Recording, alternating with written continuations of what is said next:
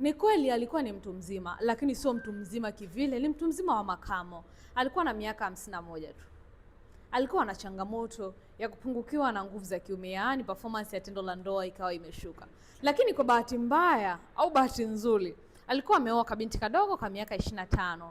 Unajua jinsi mabinti wadogo damu bado inachamka, lakini pia mwanaume pia ana feel proud anapoona kwamba performance yake ya tendo la ndoa inakuwa vizuri. Changamoto ilikuwa ni pale ambapo yule baba akawa anashindwa, anaishia round moja, anashindwa kuendelea au anashindwa kupizi. Anatumia muda mrefu sana katika tendo la ndoa. Lakini yuko busy akawa anatafuta dawa za kuimarisha nguvu za kiume. Siku nilikutana naye, nilimuuliza maswali madogo kabisa. Tatizo lako limekuanza lini? Akanijibu kwamba ana tatizo hili lina miaka 5 sasa hivi. Nikamwambia okay, sawa. Nikamuuliza tena, mara ya mwisho lini kufanya vipimo cha tezi dume?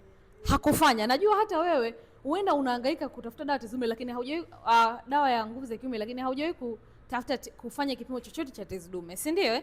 Sawa, nikamwambia okay. Akanambia, nikamuuliza, unapata dalili ya kukojoa, kushindwa kukojoa labda au kupata maumivu wakati wa kukojoa? Jibu lake likawa ni ndio.